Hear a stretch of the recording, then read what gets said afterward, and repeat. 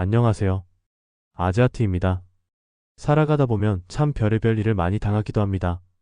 오랫동안 준비했던 일이 제대로 되지 않거나 틀림없이 믿었던 일이 틀어지거나 믿었던 사람들에게 실망을 하거나 섭섭한 일을 당하거나 만나고 싶지 않은 사람도 어쩔 수 없이 만나거나 왜 그런 사람들은 자꾸만 연락을 하는지 또 인간관계가 뒤바뀌어 싫어하지만 웃어야 하는 일이 생기거나 또 내 일도 아닌데 어쩔 수 없이 떠맡거나 책임질 일도 아닌데 나에게 책임지라고 떠밀리거나 화가 나서 고함이라도 치려고 하면 남의 이목 때문에 화도 낼 수 없는 상황.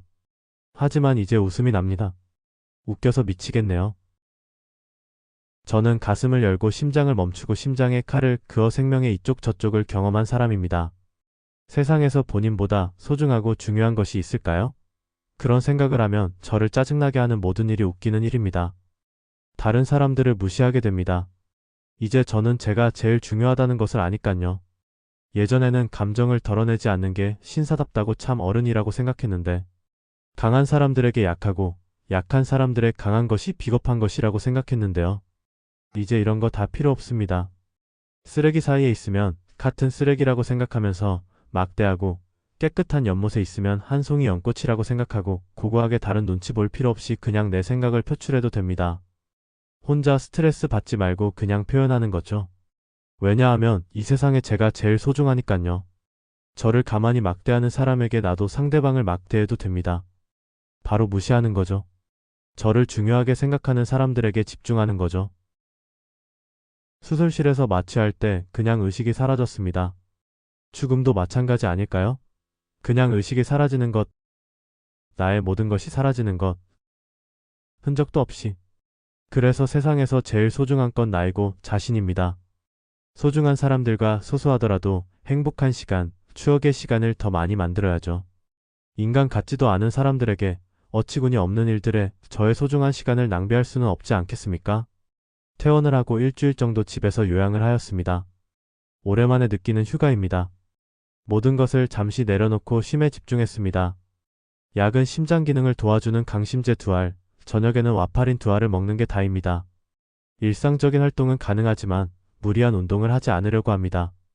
수술 상담할 때 수술을 안 하면 어찌 되냐고 의사 선생님에게 물어보니 의사 선생님께서 앞으로 심장의 기능이 점점 약화되어 부정맥이 더욱 커질 것이다.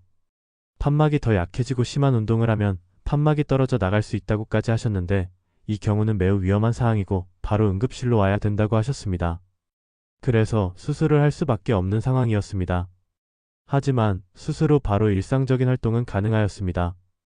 또한 심장이 안정적이고 벽돌 하나 놓여있던 느낌이 사라지니 홀가분하고 기분이 좋았습니다. 하지만 가끔 심장 안에서 뭔가 찌릿한 느낌이 들기도 했습니다. 일주일 후 외래 진료를 보았습니다.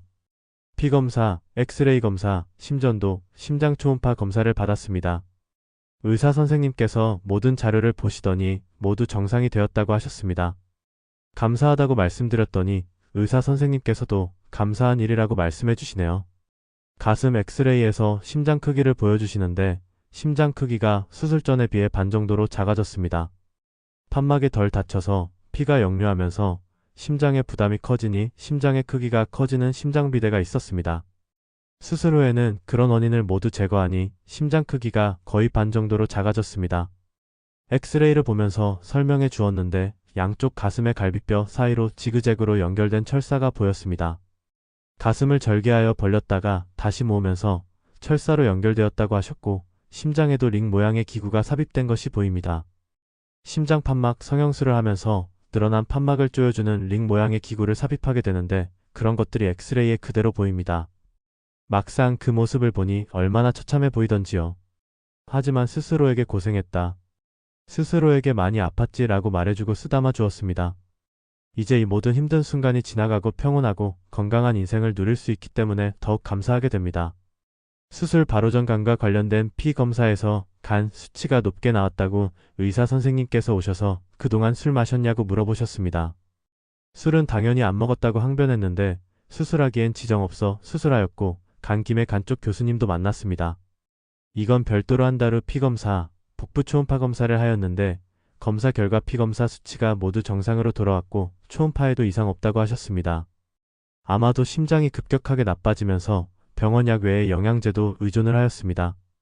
건강할 때는 잘 먹지도 않던 영양제를 몸이 안 좋으니 조금만 좋다고 하면 이것저것 먹었는데요. 이런 것으로 인하여 간 수치가 안 좋게 나올 수 있다고 하시네요. 모두들 조심하셔야겠습니다.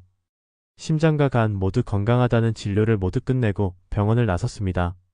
작년 11월 간단히 검사나 해보자고 갔던 병원에서 우리 몸에 제일 중요한 심장 수술을 했고 잘 회복되어 이렇게 병원문을 밝은 표정으로 나올 수 있다는 사실에 감사를 넘어 감격하게 됩니다.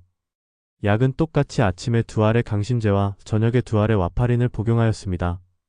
매일 먹기는 하지만 약이 줄어들 것이라고 하시며 6개월이 지나면 와파린도 안 먹어도 된다니 이 또한 감사한 일입니다. 한 달 후에 외래 진료가 예약되었습니다. 똑같이 가슴 엑스레이 피검사, 심전도가 예약되었습니다. 수술 전 심장 초음파 할 때는 심장에 문제가 있는 것을 잘 찍기 위해서인지 같은 방향으로 그리고 같은 모습을 여러 번 찍는 듯한 느낌이 들었고 시간도 인터넷에서 조사했던 것보다 훨씬 많이 걸렸습니다. 또 심장 초음파를 찍고 나올 때 의사 선생님, 간호사 선생님께서 걱정스러운 표정으로 언제 교수님 상담하느냐고 물어보셨습니다. 하지만 이번 수술 후 초음파 검사 시에는 뭔가 훨씬 수월하게 검사가 이루어지는 느낌입니다. 그래서인지 시간도 지난번보다 작게 걸리는 것 같고요. 의사 선생님께서 무리한 활동 외에는 뭐든 해도 된다고 하셔서 수술 후 떨어진 체력을 증진하기 위해 실내 자전거를 구매하였습니다. 하루 30분씩 자전거를 탈 계획이었습니다.